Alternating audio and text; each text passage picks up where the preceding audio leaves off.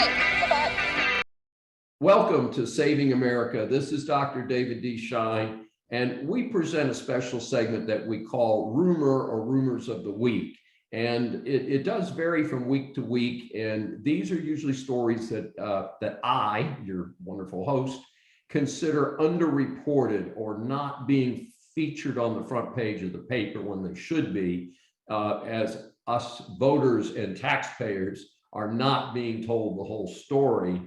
And one of the things that's come up that is of great concern to me, being a middle-aged member of our society, is that they're talking about bringing in over 100,000 unvetted Afghan refugees. Now, again, we keep hearing a lot about American citizens. Those are not American citizens. And we've heard about SIV, special visa holders. Not them.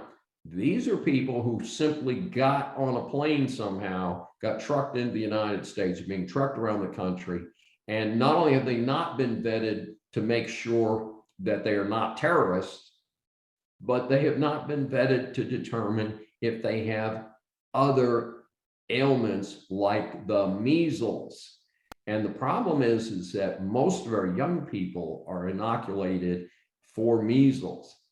Some of us middle-aged folks were not inoculated for measles because we had the measles, and as adults, we were considered no longer susceptible. The question is now on a lot of people's minds is, will we need to start revaccinating adult Americans for these childhood diseases that we have eradicated in the United States, but we have not eradicated in these unvetted migrants coming in from Afghanistan or pouring in through our southern border? These are very, very serious considerations. I knew people who suffered from polio.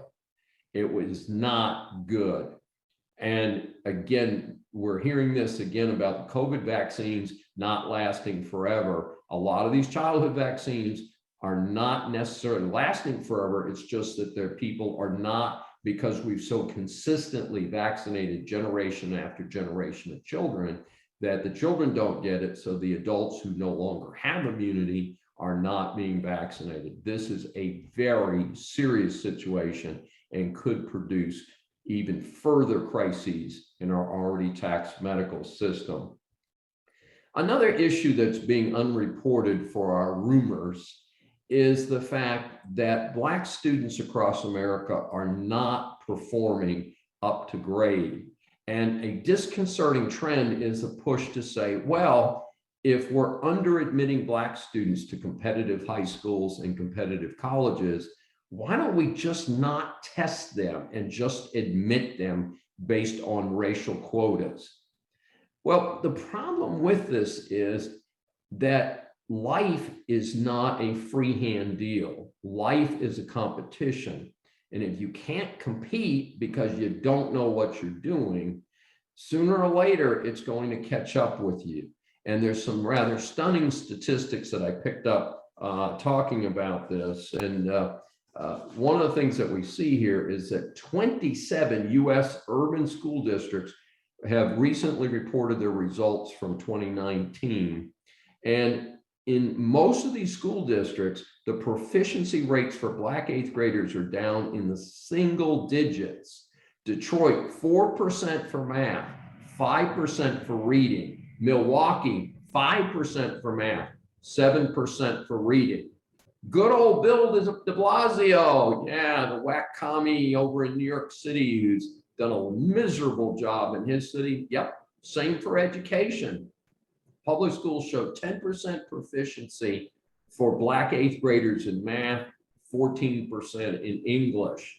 This is a crime of discrimination, and it is not fixed by saying, let's just not do the test. It's fixed by doing a better job of educating our students and educating the parents as to why the students need to be held to this level, why the parents need to make sure the students do their homework, and why we need to focus on this. America cannot compete in the world economy if we do not have qualified individuals graduating from our high schools, graduating from our colleges. And that means everybody, regardless of disability or non-disability, regardless of color, regardless of ethnicity. I strongly support diversity. I strongly support education for all. But the parents and the students and the teachers need to all pull together in the same direction. Waiving the test is not the answer.